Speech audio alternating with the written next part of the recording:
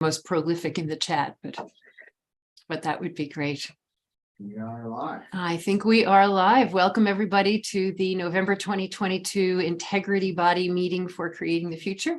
For those who are not familiar with our meetings, that is what we have renamed our board, which speaks to what we are about. It is wonderful to be here. It's been a couple of months.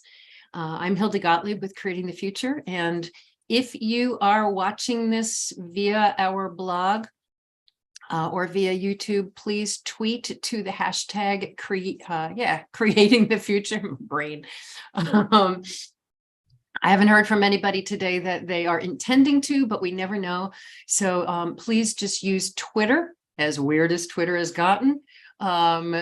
Please use Twitter and tweet to the hashtag creating the future. We're not going to be watching for comments at the blog or for anywhere else. So if you are watching and want to participate, that's where to do so. We're going to start today like we start all the time, just spending a little time getting to know each other and finding out what's going on in our lives. If you will share where you are, whose lands you are sitting on, and hopefully identify them by the people, because we so often talk about land acknowledgement as acknowledging lands that were stolen. At Creating the Future and with catalytic thinking, we know that it's always about the people from whom those lands were stolen. So if we can just share a little bit about whose lands we are sitting on and those folks, and something that's been meaningful in your life. So let's get started. Anybody want to jump in?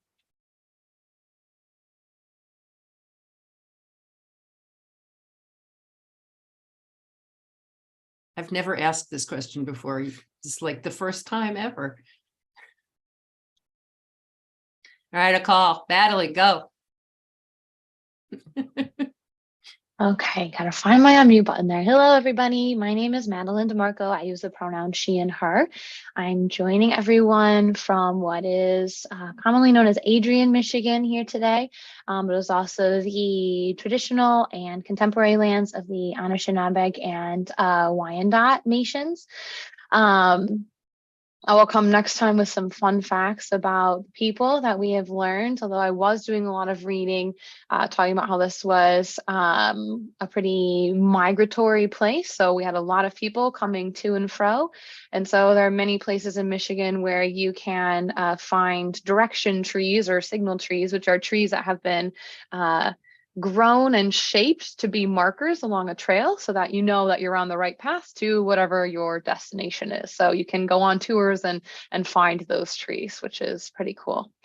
My awesome today is kind of a bittersweet awesome, which is that it is officially cold and wintry here in Michigan. We started getting our first snows and there were some snow flurries on my walk today. So sad to say goodbye to the fabulous fall that we had, but excited for the winter and all of the wintering that is ahead. So Wonderful. Wonderful. Well, thank you. Who wants to go next? I can go. Hi, everyone. I'm Angie Eikenberry, and I'm in Omaha, Nebraska, on the land of Omaha and Sioux nations. And the weather here is also cold. And, you know, I have, some trepidation about going into winter. But what's awesome is, one, I'm going to the Arnova conference next week that's in Raleigh. So it'll be warmer there, I hope. And then also be visiting my in-laws and be able to stay there for Thanksgiving, which will be great. And I'll be able to see my daughter who's coming down from DC taking the train. So that's all pretty awesome. It's good to see everyone. It really is. I still can't believe she's in college. I know you probably can't either, except the bills. Yeah, the bills are a constant reminder. Wonderful. Who's up next? I don't mind going next. Ron Bulmer, checking in from Halifax, Nova Scotia, on the lands of the Mi'kmaq or Mi'kmaq. I guess I'm feeling very comfortable that my stepson, who's been traveling the last year, has finally made it to the last stage before Christmas. He's down in Argentina, and a friend of his from university days has joined him there. They're working on a new business that they're getting going, and so it just made us happy that he's got all his paperwork behind him. He had some issues going from country to country for a while, but he's settled in. So we're feeling, you're only as happy as your most precarious kids at the time. So it's great. Absolutely. Absolutely. Wow.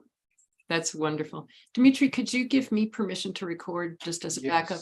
Yes, that was a good idea. Just as a backup. That is awesome, Ron. And it sounds like so exciting. It is exciting and trepidatious all at once. It's usually how life is.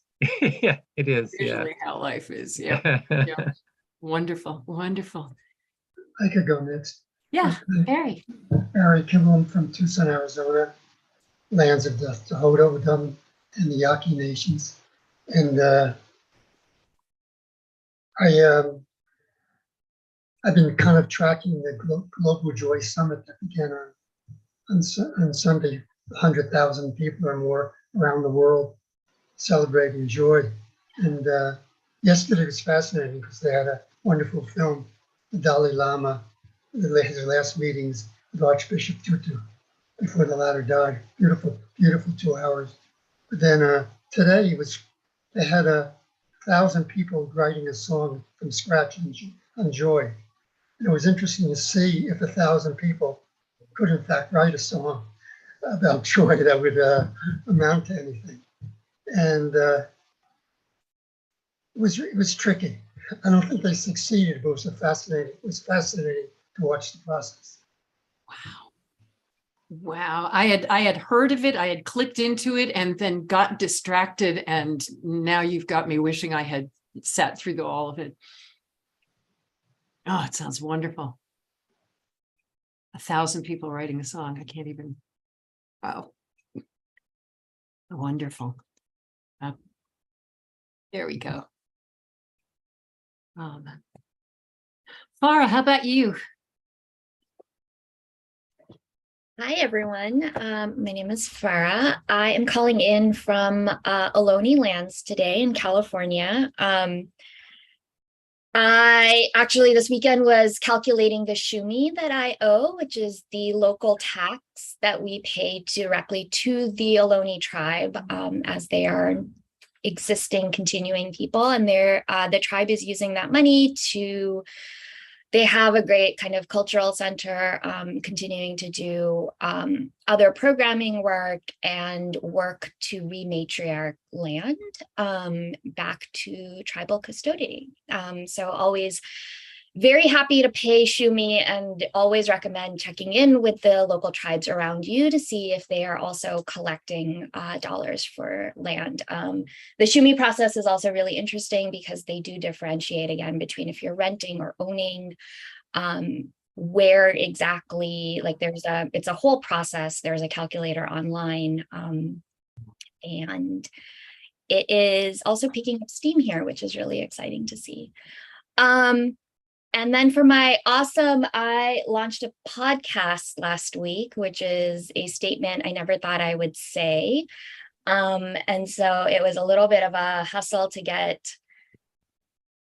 learn how to do any of that. And then of course, elections here in the US last week that are continuing to be a little bit of an up and down. I was involved in some elections work this year. And also just kind of wrapping up some of the paperwork associated with being involved in that. And thank you. Wow. Wow. Could you put in the chat a link to the Shumi information that you said is online? I would love to know more about that. That'd be awesome. Thank you. Jackie, how about you? Hi, everyone. I'm Jackie Bradley. I am also on the lands of the Anishinaabe and Wyandot Nation, actually about 20 feet from where Madeline is on those same lands. And my awesome today is that I was at a family wedding over the weekend. There haven't been a lot of those recently, but it's nice to feel like there are enough precautions that can be taken so we can still come together and celebrate these big life experiences in a way that we maybe haven't recently. So that was very special. I was glad to see some family and have that opportunity to get together. It's wonderful. That's just wonderful. Eli, are you there? You're not in yet. I am. I There you apologize. go. Yeah, my name is Hey. Eli Gote. I am in Menlo Park, California. I think also part of the Ohlone, unceded Ohlone land. I am grateful to be here. I have recently been dabbling in the catalytic thinking courses that I found on the website. I've been kind of waiting for that for a long time. I get to dive in and play with that. Thank you, Hildy and Dimitri. A recent awesome is that I've been traveling for business. I was in Nashville, Tennessee for the first time for a huge legal tech conference. Met some really great people that we're now about to start working with. I also went to Orlando, Florida for another conference. Enjoyed some warm weather. And eager to get set up for 2023, and grateful to be here as always. Awesome. It's wonderful to see you. It's been a while. Absolutely. It feels nice to have you part of the family. Dimitri, how about you? Trying the mic. Yep. I'm Dimitri Petropoulos There we go. from broadcasting from Tucson, Arizona, as well, home of the Tohono O'odham and the Yaqui peoples and many other peoples, I think, before that, but those are the ones that are here now, and those are the ones that are most directly affected by us and what we've done over the last 400 years or so in this part of the world. My awesome is a family awesome as well. I think I've done this awesome before or mentioned it, is we are doing a weekly Zoom call with our new grandbaby. So we get about 30 minutes a week in a live, having her walk up and try to hand us something through the iPad. And we ask her questions, and she's not very verbal, but boy, she understands absolutely everything. And you say, where's the red block? And she'll run into the next room and come back and pick it up. I think she's 19 months old now, somewhere in that range. And it's just fun. We get 20 to 30 minutes every Sunday with her dad and her. And she just runs around and plays, and we get to be there and watch it. And that's really awesome. I'm grateful for Zoom and the likes for making it so ubiquitous to be able to see people you like and love and work with, even though at times we can't be there to shake their hands or hug them or do whatever in person. So that's my awesome for the week, is talking to Athena and playing with her in the morning.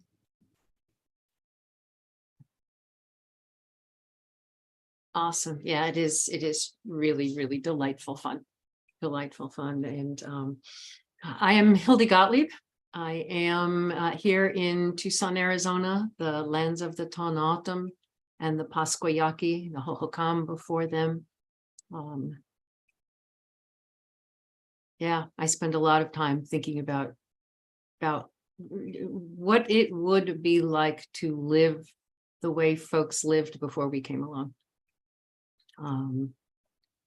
Yeah. I've got so many awesomes. I don't even know where to start. We are heading to LA next week. We're going to see our kids and spend some time with my last remaining aunt, which is always joyful. She is 90. My uncle is 92. And so that will be just delightful. A big part of my awesome is going to come as soon as we're diving in, because this effort that you all have been part of is just off the charts. So mind-blowingly wonderful. But a small awesome, I spent all day yesterday digitizing my old vinyl records. And I'm old enough that that's how we used to listen to it, kids. Used to spin around in the needle and it skipped and it popped. And I've got music I haven't heard in 30 years. And it's just like getting a present. It's like they're all new. It's just, yeah. So that was really quite awesome to be listening to some old stuff that I haven't heard in a very, very long time. Stuff that used to bring me joy and now gets to bring me joy again. So very cool. Very cool. We are going to dive in and today come up with themes, major themes that folks have been telling us are important as we move forward. If you have not checked your email in the last couple hours, I sent out an updated list of themes because Carl and Angie had added theirs over the weekend. So I updated the thing that I had sent to y'all. So if you want to take a look at that, that's in your email. Going back to just review where we have been, which is huge. We spent the summer figuring out, well, no, let's go back even further. One of the things that has been very, very important to us is the 10-year time clock that we put on creating the Futures mission. And what we said is at the end of 10 years, we want to look around and see what have we accomplished? Is there a reason to continue? If so, what is that reason? And we are now at year 5. We looked up at the beginning of this year and realized that we officially started the time clock in 2017 and 5 years later is 2022. And so really just starting to take a look at, okay, where are we in our mission and what's next?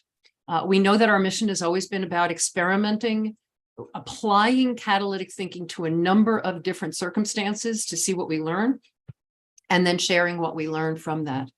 And we've been really good about a lot of demonstration and experimenting, and we have not taken as much time, devoted as much time to sharing what we've learned in all of those cases.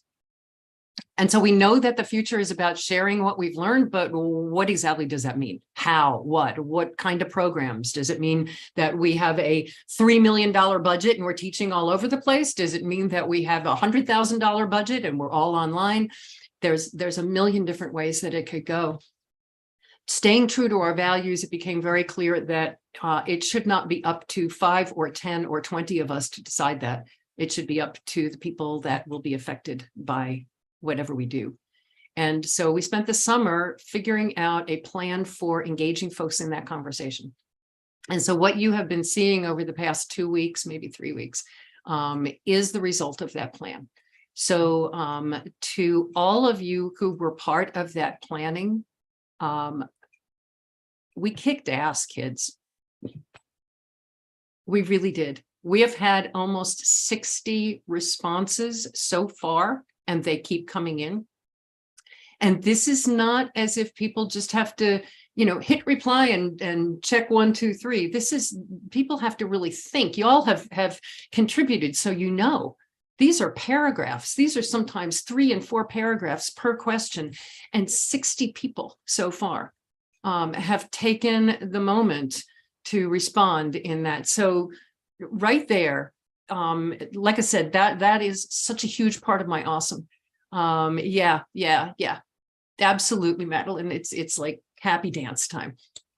I was talking to my daughter over the weekend, and while we were on the phone, I texted her the link and I said, just start scrolling. And she started, and I could hear her going, oh my God, Mom, there's more. Mom, there's Mom. It just, so I think it's really important that we take a moment to celebrate that what we talked about over the summer and what we planned for and what y'all were part of has been really successful so far. And you can see from the themes that we've been sharing and talking about, it just feels good. At least sitting in my shoes, it feels good. And so today, what we're going to be looking at at the end of November, like the 30th, I think, starting on the 30th and going through the beginning of December, we are going to be facilitating conversations for the next questions in catalytic thinking. What folks were answering were the first couple of questions. Who will be impacted? What would this make possible? What does sharing what we've learned make possible for them? And really asking some of the catalytic listening questions of what does this mean to you? Listening for people's aspirations, listening for their values, which became so clear in what they were sharing. From that, we're going to come up with themes and then facilitate perhaps the most important question. I guess I shouldn't say the most important question, but the one that leads to action, which is, okay, if this is what we're aiming at, what conditions need to be in place for that to happen? And those questions we'll be facilitating live. Some of you are going to be part of that. I know some of you have volunteered to facilitate those conversations. So what we're doing today is really figuring out, what are you facilitating? What questions are we asking about? And like I said, if you are watching and either now or later, those questions, those themes are all linked in the blog post. So you can check them out. The document that I was talking about that everybody got in their email, that is also linked in the blog post about this meeting.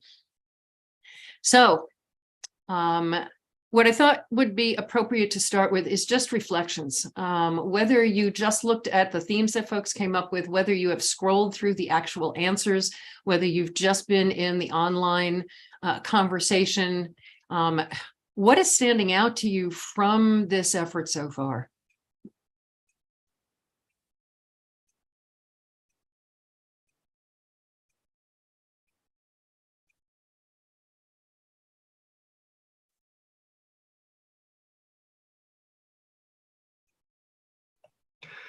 I'll say a couple things. One, I liked, I forgot to mention this in my introduction, but I just liked the invitation that was sent out. It felt natural and it was easy to respond to. And I think that's one thing I've noticed about this process so far is it doesn't feel forced or contrived. It feels authentic. And they're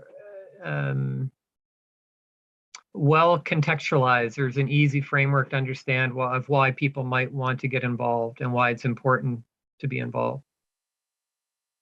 Oh, it's wonderful to hear that from, because I know you were part of the planning, but it's wonderful to hear it on the receiving end.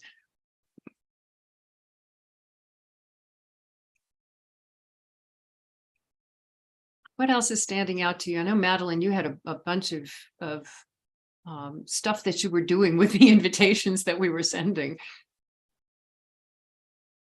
Oh, I kept copying and pasting the invitations in various forms to the other form of work that I do. So I'm doing my own little experiment to see if we get different kinds of responses and things like that outside of this creating the future content using this style that just feels more, like Ron was saying, authentic and fun and real and honest. I know every time that I get one of these emails, they make me feel good and make me feel like a valued and important part of the process. Like, oh my gosh, they want to hear from me. That's so, oh, they're making me blush in these emails. This is amazing. So it's felt really good from my perspective. And I'm curious to see how that translates to other folks that aren't as steeped in this work. Great. What else? What's standing out to you from whatever you've experienced in this so far? None of the responses were counterintuitive. That is, as being at somewhat of a distance from you, but sort of watching the work more time, if I had to guess what people would have said, they said what I would have guessed. That's cool. I'll jump in on that too, because I think that's right. I felt like, oh yeah, well, there weren't too many surprises, I guess, but at the same time, like I think I appreciated more, especially the question one, like thinking about how everything's kind of interrelated, which is not not surprising, but I guess I didn't appreciate. I appreciated it more that this work is happening at different levels in different ways, right? Like I almost feel like it would be good to try to create a mind map of it, I think, of like the intersections. But anyway, yeah, it was so that is awesome. And it's also like, oh, then and I think somebody said in the question 2 and 3, like that also makes it, there's challenges to like communicating about that too. But anyway, I'm sure we'll get to that more. Yeah. Yeah. It has been fascinating. I mean, sitting where I'm sitting, we do this work, and so often, and we've talked about this, so often you have no idea what people are doing with it. You have no idea. We send out a newsletter. Yeah, some people click on things, some people read it, some people don't. You have no idea, are they doing anything with it? And to hear over and over, and Angie, that you're right, that first question of what are people doing with what they get from, and it was mind-blowing. In some cases, there's one I'm thinking about. I don't know if I stuck this in, let me see if I stuck it in the quotes. No, it was somebody who we worked with in 2014, and I literally haven't heard from since then. And she talked about the difference that it has made, and she quoted lines that I said going on 10 years ago in that work together, that have stuck with her, that stays with what she does, these are the things she repeats through her work. That was really fascinating to me, is because, I know I've mentioned this as an author, especially, you put out a book and you have no idea. Is anybody reading it? Does it make a difference? If they're reading it, are they throwing it in the trash afterwards? What are they doing? And it's just, this has been really, really affirming that what we've been doing for all of this time is actually really making a difference. So that sort of has been one of my big reflections. Anybody else? Anything that's standing out to you as you look at all of it?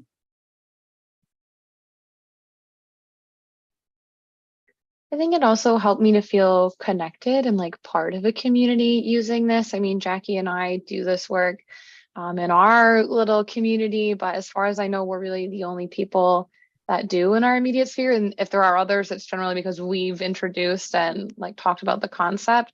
So even though you intellectually know there are other people doing this work, it's easy to feel like kind of alone and siloed in that. And so it was really nice and connecting to see how many other people, from family and friends to gardening clubs to big, nonprofit entities and stuff like that, were using that, and was a really big like validation for me doing this work. Yeah. And it is folks all over the world. I thought it was neat to have the Commonwealth spelling in so many of them, that just because I went through and anonymized everything. So I made sure that nobody's names, nobody's organizations, that it was completely anonymized before we posted them. But I didn't anonymize, I didn't Americanize Commonwealth spellings. And it really gave you a sense of, oh, that person's somewhere that's not the US, because so often we're told, well, this is really US based. And it felt really good. I mean, Ron, you're here. Carl couldn't be here, but Carl is here. I mean, it felt real good to see the breadth of where the reach has been. So, but a lot of that is what you're talking about, Madeline, in terms of community, in terms of reach. A lot of that is a big piece of what does it take to actually share what we're learning. So. Well, let's look at the themes that have come up for folks. And thank you guys for sharing what you have shared so far. And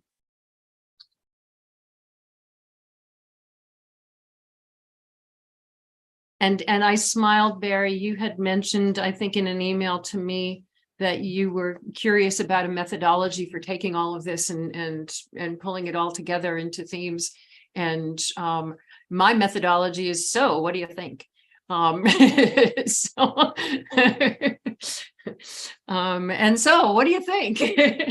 If especially those of you who either are going to be facilitating the next conversation or are thinking about it, or if you were going to, what are some of the hooks that you would be focusing on? If we're asking what conditions need to be in place for X, what are some of the X's that are bubbling up for you in what folks shared that we really need to be considering what's possible?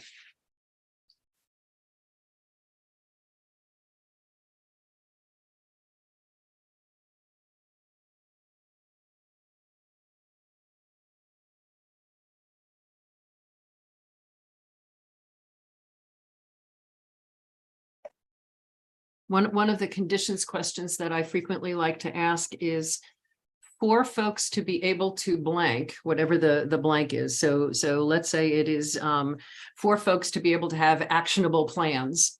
What do they need to have? What do they need to feel? What do they need to value? And so it's that blank that we're trying to figure out for folks to be able to whatever. What would they need to know? What would they need to have? So we're not asking the conditions questions now, but what's in that blank? I'd be kind of interested to know simply what people need to know, feel, or, the X for me is just to use it, just to use a new process for solving a problem that comes up in their lives. Just to get you going,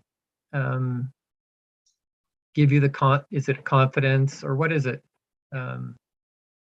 Is it a supportive group of people to help you through when it becomes less obvious, that kind of thing? Right. Yeah. Just building on that, why do you feel you need a new process? Could you repeat that, Barry? Why do you feel you need a new process? Yep.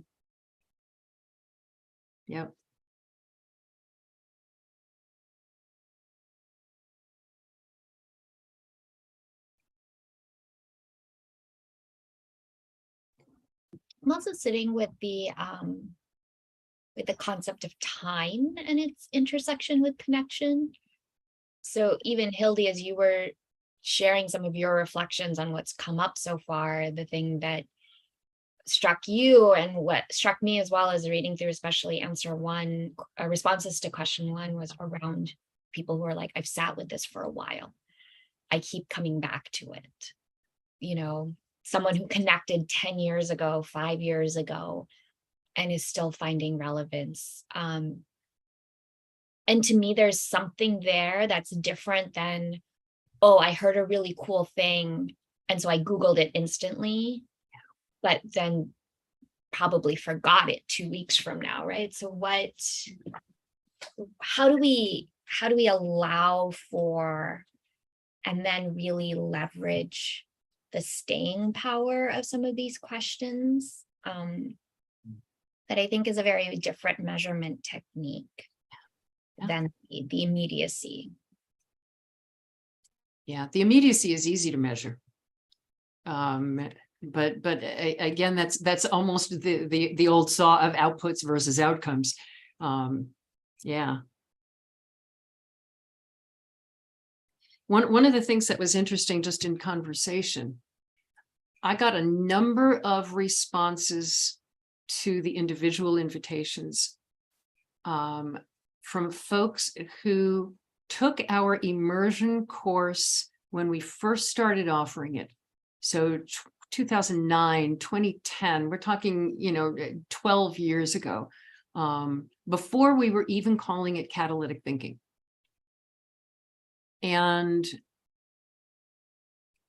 I'm going to say maybe 5 people that I got this same note from in some form, which was catalytic thinking has made a deep impression on my life.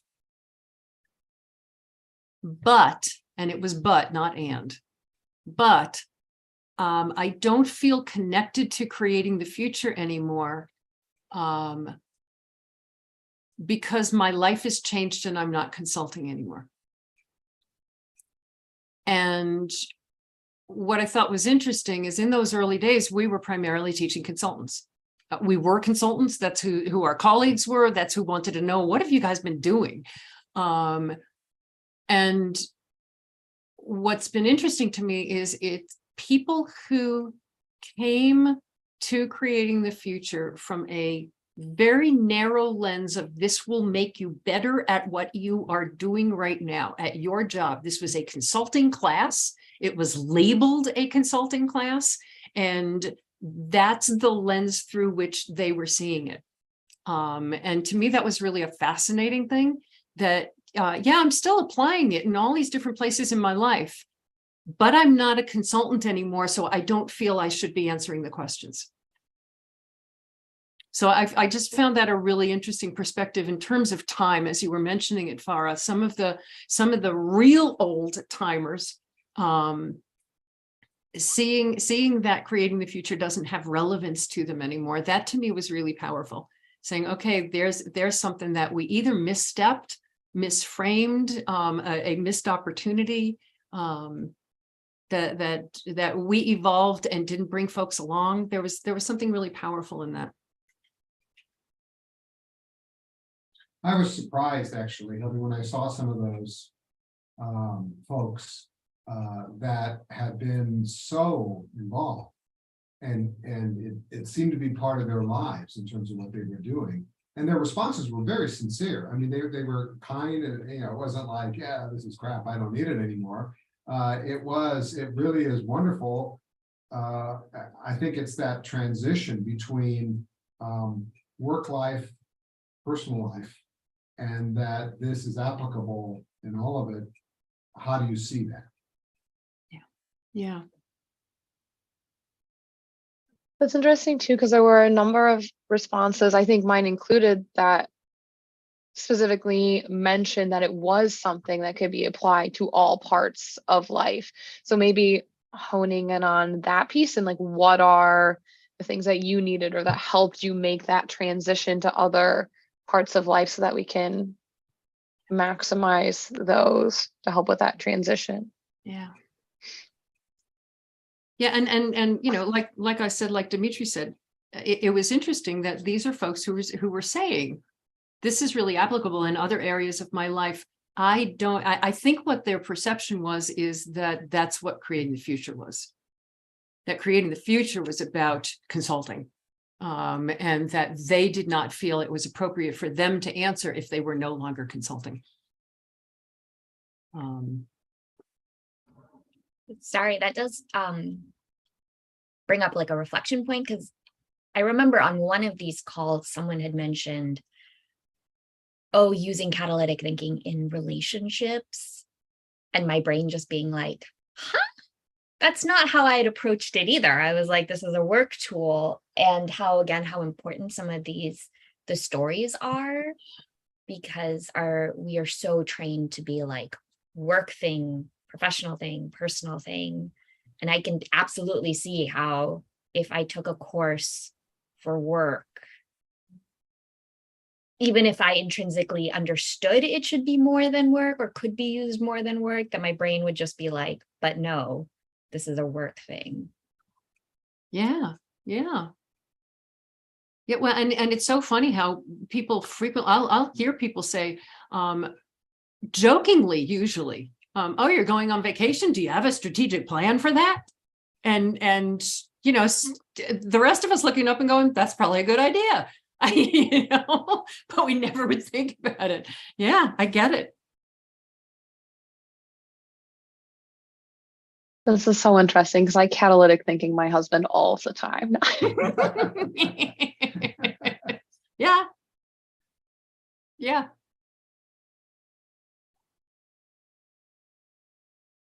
I had a conversation with one of the people who did respond online, but he shared with me significantly more. He's had a horrible 2 years. He's had just pretty much every life thing that could happen, and it happened during COVID. It was just my heart just hurt. Somebody that I really, really adore. And he said, catalytic thinking is what brought me through a lot of this. And so, again, it's that sense. I remember a friend of mine was moving, this about 2-3 years ago. She was completely upending her life. She was moving closer to her daughter. She had lived where she's living for 40 years. She was just moving to this new place, had no idea. She said, I woke up and it was a note I got. It's up on my bulletin board.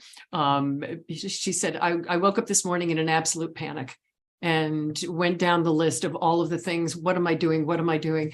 And then I said, oh, wait, I have catalytic thinking. So I got up and fed the cats. And I went, okay. And that's sort of, that's an outcome. Oh, okay, I can breathe. So as we are thinking about facilitating that question of what needs to be in place, what are the outcomes that we're looking at needs to be in place for what? I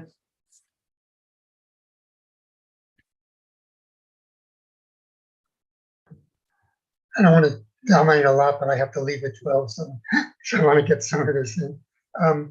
This notion of reframing, I think, is essential. Reframing the question, but ultimately it's reframing one's life, reframing how one relates to the world.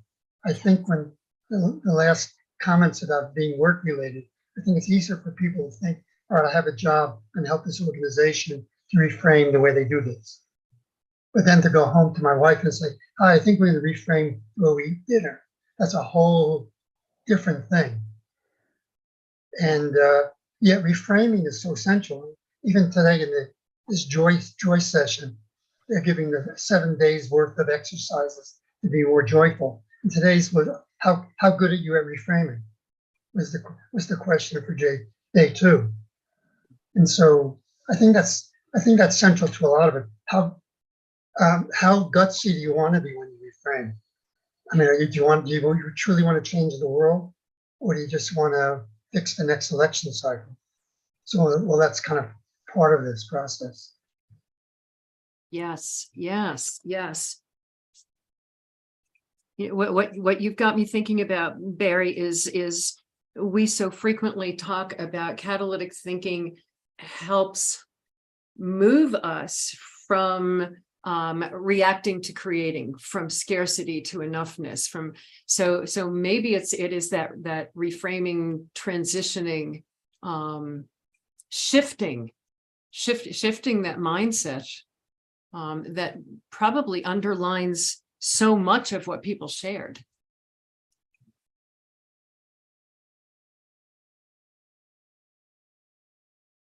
The reframing is some of the language that we use, and questions are just words. And the effect is that it shifts the way we're thinking.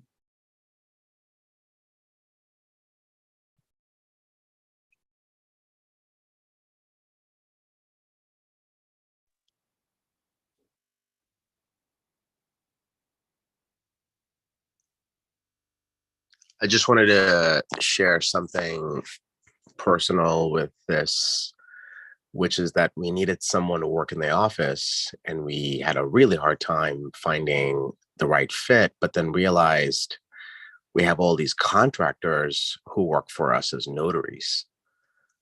And all I had to do was just make an ask. And, Michelle stepped up, and she's been one of the best team members we've had in a long time, even though she can only work, 10 hours a week. So this continues to be something that I practice. And I just, once again, didn't have, there was no words to call it.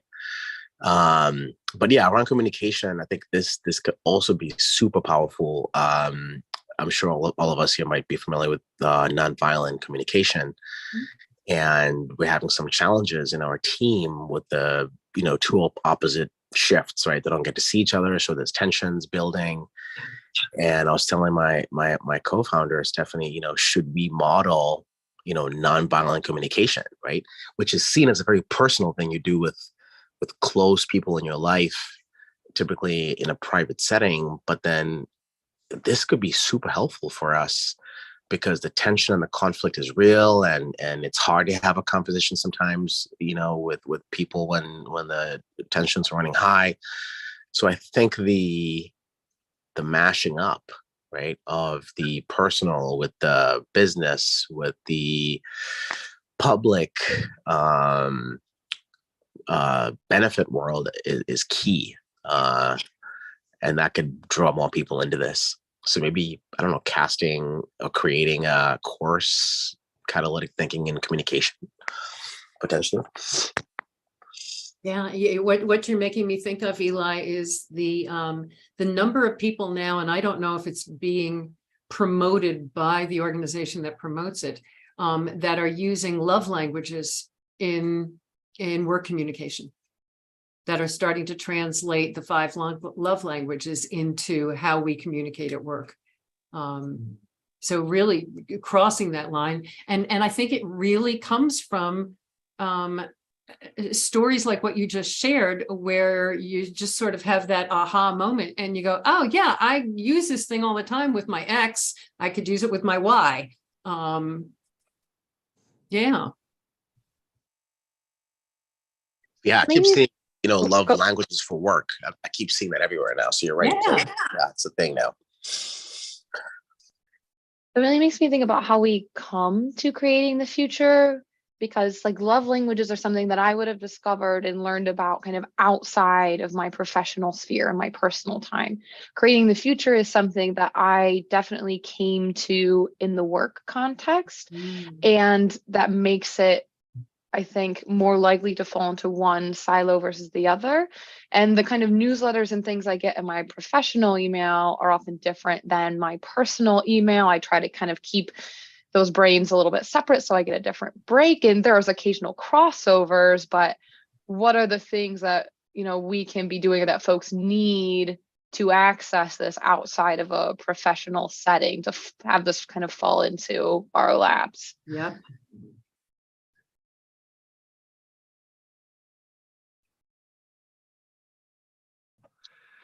I think one of the things that this makes me think of when I'm just back looking at the summary sheet is we all are faced with change, and no matter if it's our work or our personal lives, it's traditionally, if you're doing a strategic planning, for example, the typical way to react to that is look at all the challenges you're having, and you use those as a basis for your planning. Whereas catalytic thinking would not come about it that way. They would look at what you want to do, and your reactions change based on, the reverse engineering versus just dealing with your challenges. And I think that's how it seems to me, Barry, you're talking about reframing. It seems to me change is the thing that connects, it integrates all of this work for any of us, because it doesn't matter where that change process is happening. If you don't use catalytic thinking, there's a greater probability you're going to be in the weeds working with challenges to get your way out of it versus lifting up your look a little higher into what you want. And it seems that's the most basic way I can look at this work when I try to boil it down. Yeah. And it's again that shifting from to. What are we moving from to?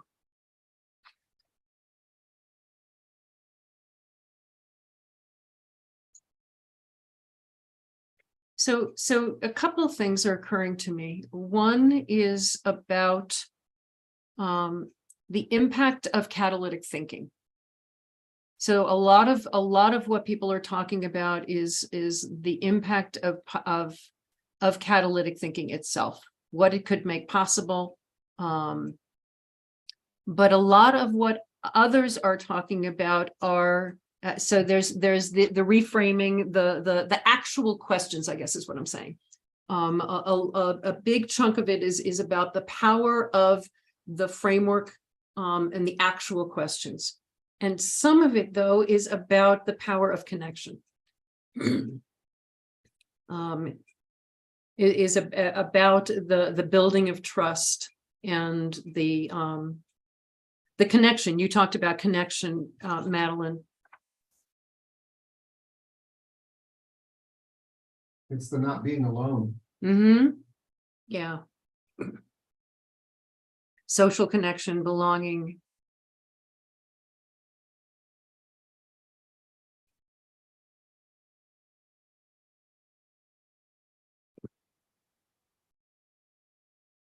Just a comment on it. Yeah. You know, as we're talking about this, the thought that keeps coming to my mind is the impact of industrialization on the way our minds work, that we compartmentalize because that's the way industrialization worked. You know, you're going to work on the assembly line, you're on the assembly line. You're not thinking about your family, you're not doing whatever, that's what you're doing. And, you know, work has evolved into, and I'm thinking, Madeline, what you were talking about, you know, well, this is my work. You know, I encountered this at work, so this is a work thing. And again, it's that sort of separation. You know, I sometimes think about how medicine works. You know, I got a podiatrist. Oh, my feet, they're not really connected to anything else, so they're going to work on the feet. So, you know, the eye doctor is looking at my eyes, but we're one unit. You know, we're one system. And by compartmentalizing that way, yes, we can become specialized and become very, very good at something, but it's got to be in the context, in my mind, of the whole. And I think that the separating, using what I learned in the work environment at home or in my personal life is part of recognizing that we are a whole being, that we're not split into the work being and the home being. We are one being, and that this works in all contexts. Yeah, very much so.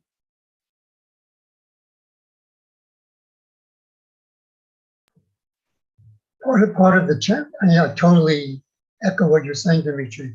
Part of the challenge is that planning is not designed to look at the whole. We talk about planning being comprehensive. That just means we add 4 or 5 silos together instead of 1 or 2. But to truly be holistic requires a shift of consciousness. And the planning framework is not organized around that shift in consciousness. So it has to come from outside traditional planning. Yeah. Yeah. Well, and again, a reframing of the words planning versus decision making, because a plan is just a decision. We're going to do this. We're going to go in that direction. And when we think about planning, it's like, well, I don't do strategic planning in my daily life. Yeah, okay. How many decisions do you make before breakfast? And so thinking of it again in terms of the reframing.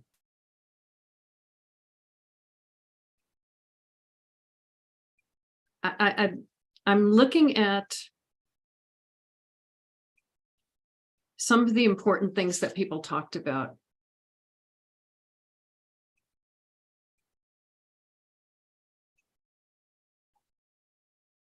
And in my mind, if I were going to be, if right now somebody said, okay, you've got 3 seconds to prepare, you're about to facilitate a session around this in terms of conditions, what do people need to know and have in order to, two of the big ones that are coming up for me is sort of shift their mindset and reframe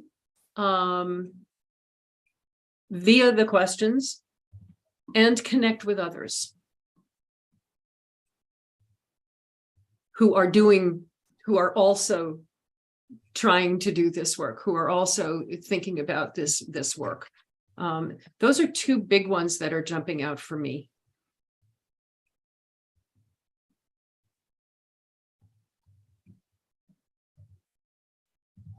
I also found it interesting, and it really didn't make its way into the themes. It wasn't, I guess it wasn't a lot of people, but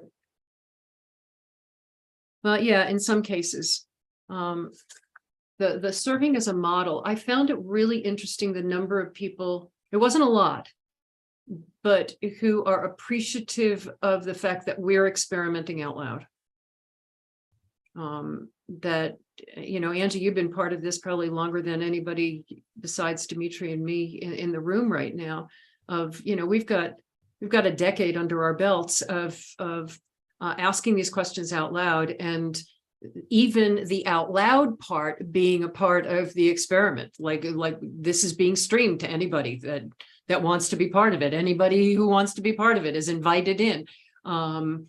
And then the subjects that we talk about, everything from the role of the board to the whatever, that we are experimenting, and that people are watching, that they're learning from those experiments, from the conversations.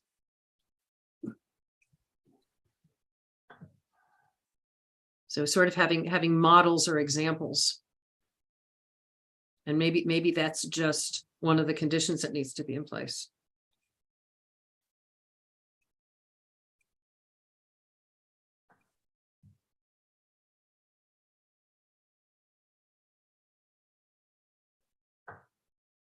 Is there anything that you all can think of that doesn't fall under either connecting with others who are doing this work in whatever way? They could be doing it in their personal lives, or shifting mindsets and reframing. Is there anything that came up that doesn't fit into one of those two?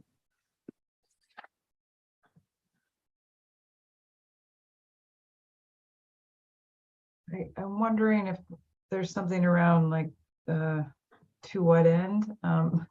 So, because, you know, reframing and connecting is happening right on towards not very good ends, and so or they could be towards, you know, more progressive kind of right change. So I think, yeah, we've had these conversations before a little bit about like you know, many of the comments I think were addressing these two areas of reframing and connecting towards better futures, right? More equitable futures, just futures. Right. Yes.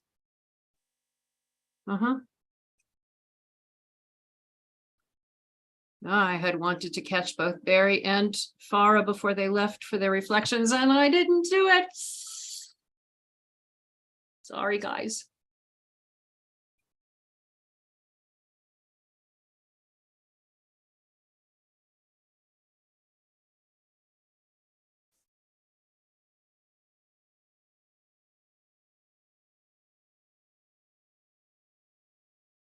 So if we were to go ahead, I'm sorry. Did I miss something? Yeah, no, I just like what Angie said, because I think it's the change, it's the outcome that whatever's facing us, whatever the issue is that we're addressing, that's what drives the actual need to reframe or shift mindset or connect with others. Those are supporting processes to the ultimate goal, which is to achieve whatever it is that you're wanting to achieve. Yeah.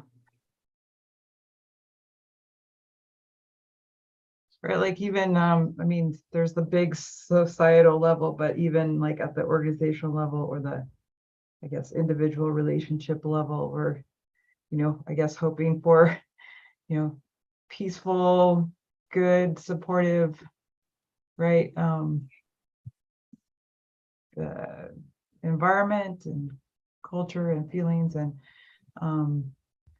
I think that connects well with what we were talking about earlier about how, you know, what happens in our own individual lives is connected to these larger, you know, issues. If we're going to transform more broadly, we need to transform ourselves. Right. Yeah. We frequently in communications use the words a more healthy, humane, equitable world. And I would want more healthy, humane, equitable conversations in my personal life. So for those of you who are going to be facilitating these conversations, and for those of you who are not, but are thinking about what you might ask, if we were to be asking, what do people need to know and have in order to shift their mindsets and reframe towards a more humane, equitable, healthy world? And what do people need to know and have in order to connect with others who are doing this work, practicing catalytic thinking? Do those two feel like they are comprehensive enough that it would do what we're looking to do? Is there anything that's left out of those? Okay. What do people need to know and have in order to shift their mindsets and reframe towards a more humane, equitable, healthy world? And the second one would be, what do people need to know and have in order to connect with others who are practicing catalytic thinking?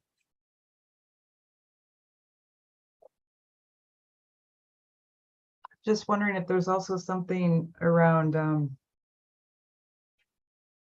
getting engaged to begin with, getting involved to begin with. I'm, like Carl brought up the involvement part, and I think there was at least one person who said in their comment about how they weren't sure how to even kind of get started or connect. And I know we've talked about this a lot in the past too, but there might be something there just around getting started. I don't know how. Yeah.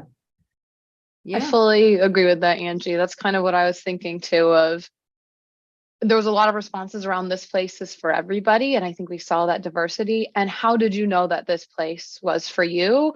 There are many organizations and groups that I could spend time with. Why did I pick this one? So that we know those things that we'll probably need to, keep doing to keep people.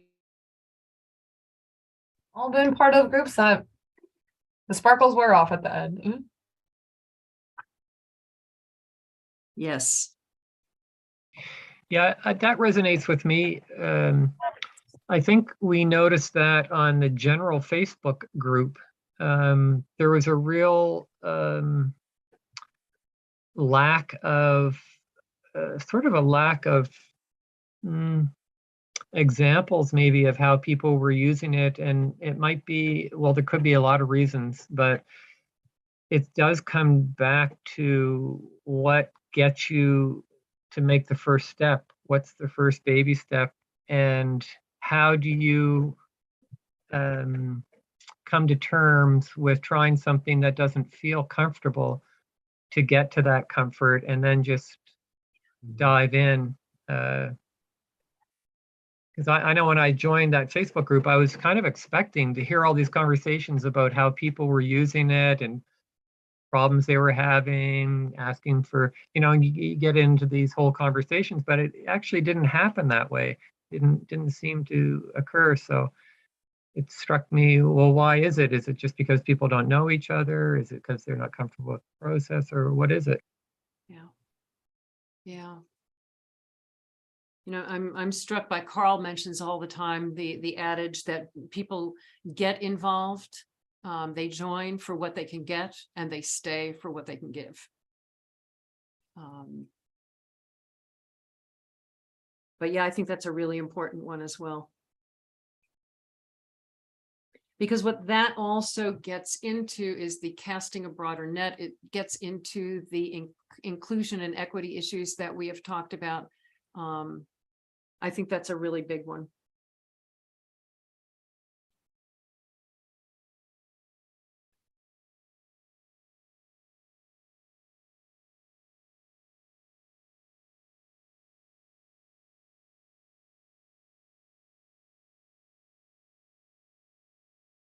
One of the things that I think about is expectations. What are the expectations of someone who encounters this, who encounters creating the future, who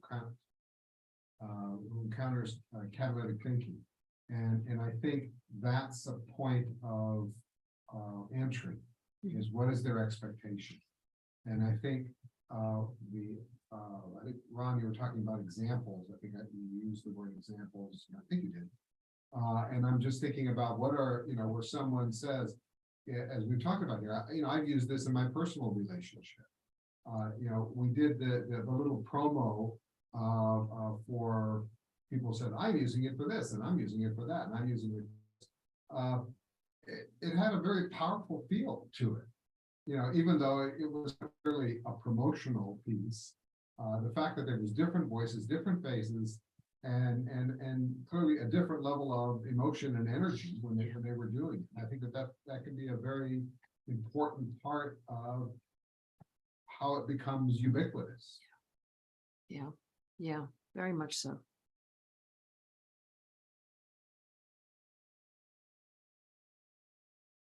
What else is left out of those now 3 themes?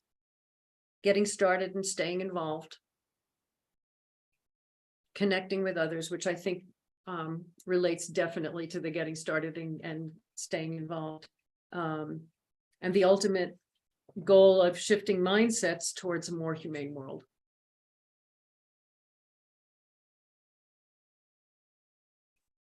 Is there anything else that's left out of that you're saying, what about?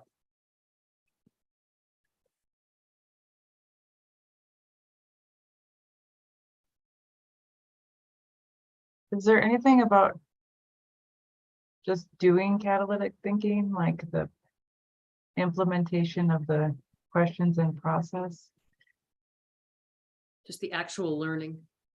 Yeah, I mean, I think it's implied in those others, I guess. And of course, the people who've responded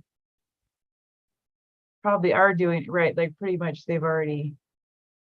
But I guess there were a few comments where like, I'm not really sure, or I'm just new to this. Yeah. But I don't know if there's like something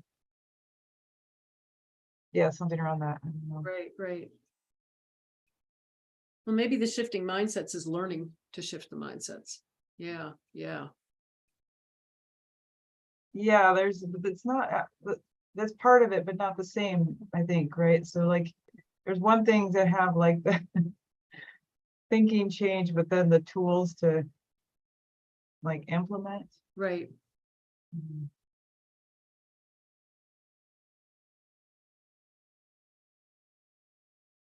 And I'm thinking in particular about tools to implement that kind of bring other people along, right? So if you're the person in your organization trying to get everybody else to say, yeah, these are important questions to answer and to think and try to reframe, like helping other people reframe. I guess there's tools for both. Yeah. And I can't help but wonder if the tools themselves are conditions rather than outcomes. I know I'm like quibbling. Oh yeah. I'm wondering if it's because if the question becomes to what end. I had a phenomenal visit with my brother. It's another awesome. I hadn't seen my brother since the pandemic. And we are politically diametrically opposed. You cannot get, my mother always used to wonder how 2 people came out of that same body. Just completely different. And we agreed at the beginning not to talk politics. He came out to visit, and yet we had some of the best conversations I think we've ever had. And we talked about the harm being done by politics. So we didn't get into the stuff, but we got to talk about what's really going on. And it was awesome. It was absolutely awesome. I think both of us were a little nervous about how it was going to go, and it was just absolutely delightful. It was several days of just delightful. And I think I think the importance of having those tools, Angie, is really, that's what it is what does it take to shift that conversation? Do you attribute that to anything you were able to, were you able to attribute that change in having a nice visit to how you reacted? Oh yeah, both of us. To both of us, and it was the intention to find common ground. It was the absolute intention and the listening. There was, you know, on my part, there was a lot of catalytic listening, of listening for the aspiration, listening for the values, what is important.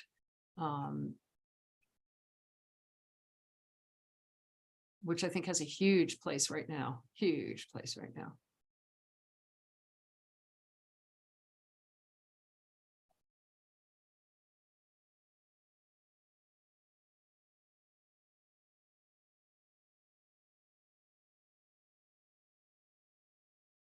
Yeah, and the reason I'm quibbling about is it a condition or not is because the question is, what do people need to know and have in order to shift mindsets and move? And so what they need to learn, I'll just be very, you know, top of my head, they'd need to learn catalytic thinking, let's say, or they'd need to learn catalytic listening, or they'd need to know how to ask questions, or they'd need to, I mean, so I think that by asking the questions of what do they need to know and what do they need to have,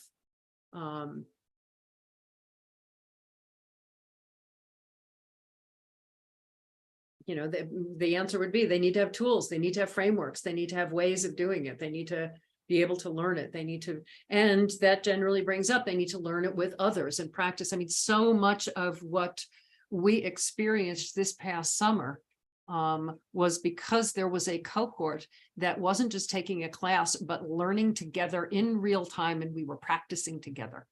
That together piece, I think, was such a huge piece of what happened this past summer. And everybody that reflected from the practice cohort talked about having people to talk about things with. So it's not separate. They're all together.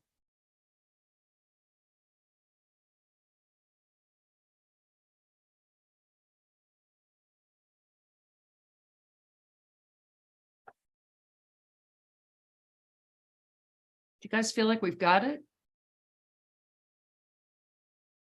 So the other thing, and we'll talk about this again as we're prepping for the actual facilitations, is that if there's something we missed, it'll come up. Could you help me a little bit with how we went to, I know we were trying to get our themes boiled down to something that was common. How does that differ from what do people need to have, know, or feel about making change in their lives? For example, is it because you're assuming that that is true, and then you're getting the themes from the actual responses? Or this is sort of a theoretical question in a sense of process. Well, I'm just first writing down the words making change in their lives, because that's another piece of the shift. I'm not entirely sure I'm understanding your question, Ron. I'm just wondering how we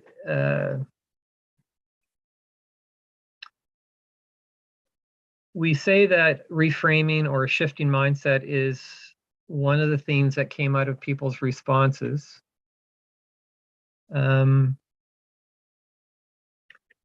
Is there an assumption that all these responses were based on people, that the unsaid assumption is that they want to make change, but they didn't say that because it's such a common or given? Probably. So therefore, we don't need to address it when we're doing these facilitated sessions, I guess is what I'm Gotcha. saying.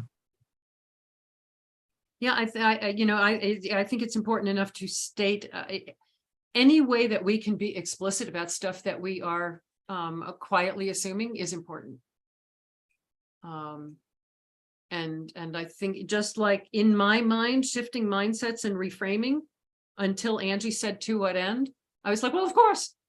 But that was my own assumption. The more that we can be explicit about the purpose and the outcome and the about everything, the more that we can express what we're actually thinking, I think is really important. So I think including the making change in their lives, in whatever way, their lives and their work. We frequently talk about in your life and your work because it's so funny how we separate those out.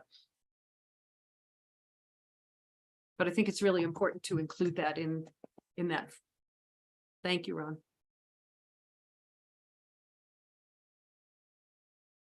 Yeah, So and it it's ma- interesting because a lot of these, and then please hold your thought and come back. Because I think everybody who answered is involved in social change work in some way.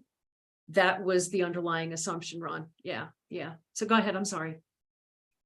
No, that's good. So in the facilitation session, is it a good process to be able for the facilitator just to throw that out and say, I'm assuming we all agree that, you know, that this catalytic thinking is something that comes to mind, or that we come to as a result of our wanting to make changes in either our personal lives or the world. Or, I mean, we've mentioned a healthy, humane, equitable world. That could be it. That's really big. Or it could just mean, you know, overcoming a certain challenge that they're faced with that day. But just, I guess, getting agreement on assumptions, that's what I'm wondering. Is that how you might see part of that introductory blurb as people get into the meeting? Potentially. And we can talk about this when we're actually prepping for the facilitation. But what I was thinking is that it's actually incorporated into the question. That if we're talking about shifting mindsets and reframing towards a more humane, pardon me, towards a more humane, healthy, equitable world, and making change in your lives or your work, that I was thinking about embedding it actually in the question.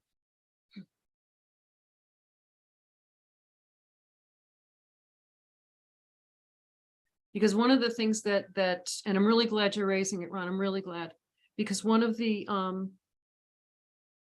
just lost. One of the things that became clear in the question of who will be affected is really anybody that is looking to create some kind of change. And so I think that, you know, it became really clear in the question. We just didn't articulate it here. And I think it's important to be explicit about it.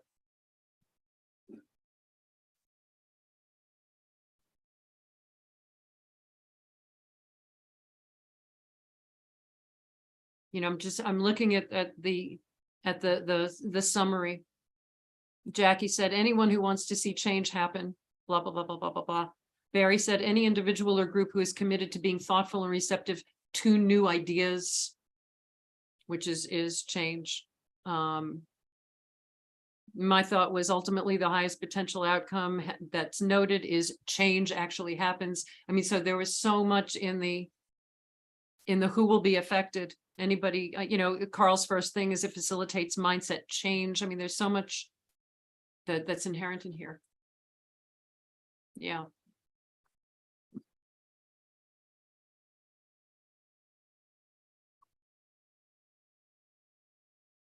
So we've got 3 questions. One is about mindset shift. One is about connecting with others, and one is about getting started and staying involved.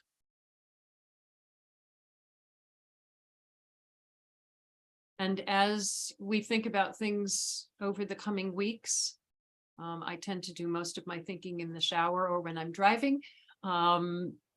If there's more that we need to add, we'll add them in, and we have our prep session.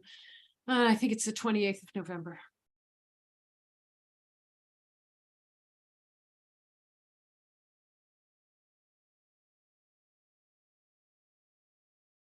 Anybody have anything else that you want to raise before we jump into reflections? I just had a question on if you and, you, Dimitri, and Angie, I guess, go back the furthest. I'm thinking, when you identified who answered and who didn't, you mentioned that one thing was a bit of a surprise where consultants who are no longer working felt disconnected in some way. Were there other insights you either had confirmed, just things that the people who answered it, were there any surprises in that, or?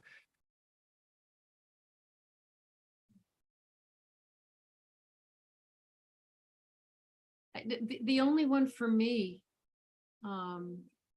was what I've already mentioned, is the number of people who said, I've been using this for 10 years, and I gave examples and gave stories and gave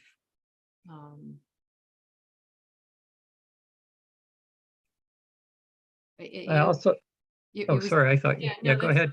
It was interesting when Barry said that none of it was really surprising.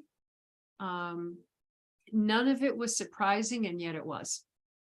The answers themselves may not have been, but the depth of stories and the number of people who took the time to thoughtfully respond,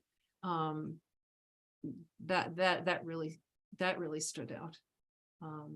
But there were no other, I don't think, big oh wow, we need to pay attention to this, that at least struck me.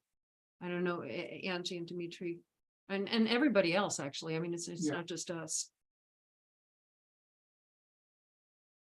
I think one thing that struck me, also not really surprising, but I guess that I said this earlier, but I'll try to articulate it a little bit better, is that people seem to be using catalytic thinking and seeing creative future, some in a very holistic way, and some like there's just certain elements, right, that they're using, like some people just talking about how it helps with conversations, or somebody else talking about it's like changes everything for them, or changes different parts of their lives.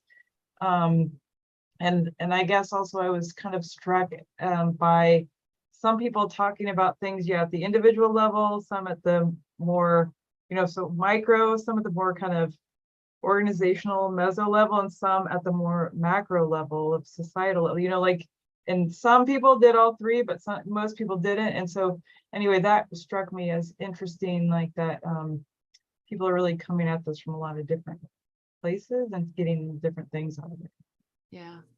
Yeah, that does raise for me another thing. I'm glad you said it, Angie, of that struck me is the number of people who only saw catalytic thinking as a reverse engineering process.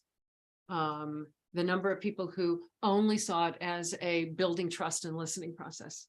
That clearly people are getting out of it what resonates with them at that time. And so it was, I'm glad you mentioned that, Angie, because that struck me as well. Did you have another question, Ron? No, I did. I'm glad Angie brought that up, though, because I felt in answering the question, I didn't know which of those levels to answer. And I just decided to do what writers do, which is do what you know. And so I answered on the micro level, just what am I involved in right now and how am I using it? So interesting that you mentioned that. I loved it. You are the only person that mentioned hockey. and if I hadn't known who it was, I would have known who it was. Yes, but there are all those hockey players that exist in the world who use this all the time, they just haven't mentioned it to us. Exactly. Well, Eli, before you go, can we have a moment of your reflection? Because we're going to step into reflection right now. No, this is wonderful.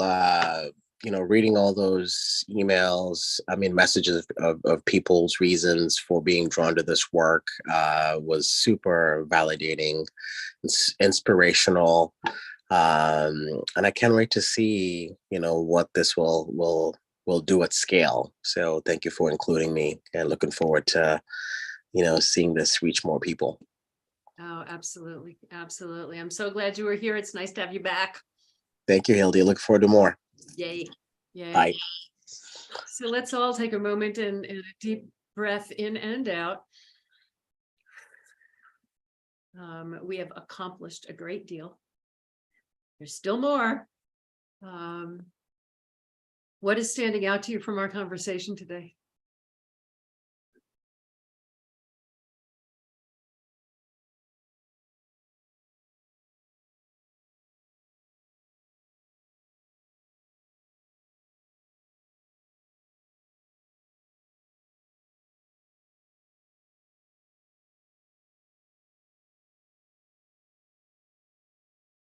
Okay, I'll jump in to say that I feel like we're headed in a good direction, and kind of making progress towards better kind of understanding about creating the future and where we're headed, which is a nice feeling to have. And I hope everybody else feels something along those lines. Yep. Yeah. Yeah, I also feel pretty settled at the end of this, which is generally a sign that like we ended in a good place. We said everything that there's really needed to be said, because I'm not itching to get my last 2 cents in. But I think what's standing out to me on my notes is, was it Barry maybe that was talking about gutsiness and how gutsy do you want to be? And I'm thinking about that as a question and a choice versus I think we often talk about bravery as an inherent characteristic that we maybe can't choose to develop or just choose for the day. And I think that's a lot of what creating the future is choosing to be brave and ask questions that are different and imagine a different future. So I like that framing. I like that a lot. Dimitri, how about you? Let me give you the mic.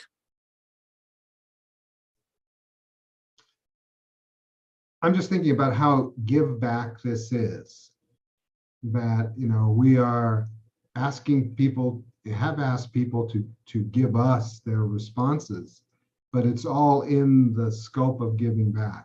The Carl quote, Hildy, that you said earlier, is that this is why people stay.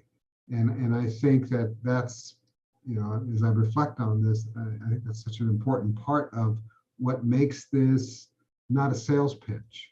What makes this, there's so much, to use the marketing term, noise out there. And how do you get through that? And one of them is sincerity. And I see this as a very sincere and out to help me, the person who's receiving it, as opposed to the person who's giving it to you, as opposed to the entity. And I think that sincerity really comes across. And that my reflection. Yeah, very much so. In the time that we were getting responses in, I was even more attentive to the number of survey requests I was getting from folks. We ordered something at Target to pick it up, and they would, bring it out to the car.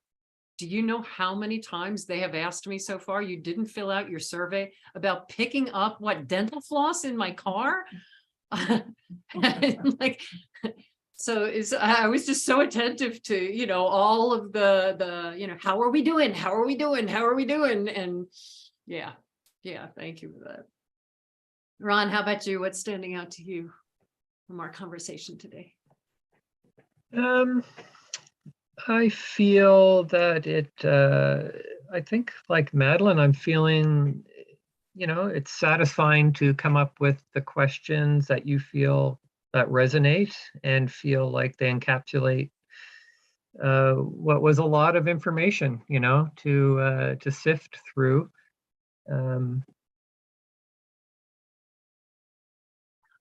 I still like Madeline's, not reflection in the meeting, but her email on how she changed her default response in her letter and caught herself. And I find myself doing that quite a bit because I have a default kind of way that I respond to things without thinking if there is any emotion attached to them. And I think it's nice to be able to catch ourselves and make corrections. I do like that. I'm also very interested in, just as a relative newcomer here, to see I'm just kind of fascinated on attendance and how people view that here. You know, who chooses to, or who's able to come to these meetings and who isn't. And it's just like you have 5 years of history. There's a lot of people that have become have had some touch with the organization. And so I find it quite fascinating to look at that process. And that's one of the things that is interesting about this survey is you're actually getting sort of promoting connection again in another way that allows people to re-engage perhaps, or you find out where they're at. But I do find that interesting. Yeah. Yeah. And we're all so busy. I mean, you know, I get a ton of newsletters from people I really want to read.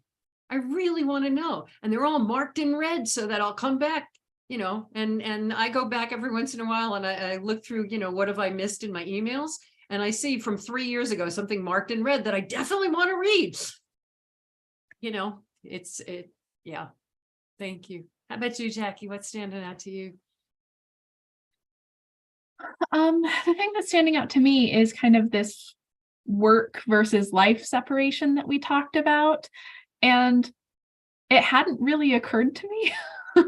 And so I'm thinking that a lot, just trying to reflect personally on kind of what allows an experience or some knowledge to transcend its context. And what are those things for me? And I don't totally know, but that's the question I'm asking myself as we're ending now. Yeah, yeah. Oh, yeah. Big. Wow. What I'm leaving the meeting with, and what's really standing out to me is and I agree with Madeline and Ron, is almost this feeling of calm. This you know, and I'll tell you, past 3 weeks around here, the word calm has not come up. It's been a little insane, which is not really explaining that it's been frickin' insane. I am, first of all, so grateful for the depth of conversation we had this summer. I really can't tell you how this effort that we have done over the past 3 weeks so embodies everything that we talked about, the conditions that needed to be present. We spent so much time talking about the human connection piece of what does it take to feel connected. And I love the fact that we never called this a survey. We never, ever used the word survey in anything. You know, join us in having a catalytic thinking conversation. Help answer the questions of catalytic thinking. We are all in this together. We never called it a survey. There's so many pieces of what we did this summer, and it all just, you know, when Rebecca was working with us several years ago, she used to constantly say, oh my gosh, this shit works, and it works everywhere. And it just became the watchword. This shit works and it works everywhere. But it's still so amazing to me. I have been doing this process in some form since the late 90s. That's 20 something years.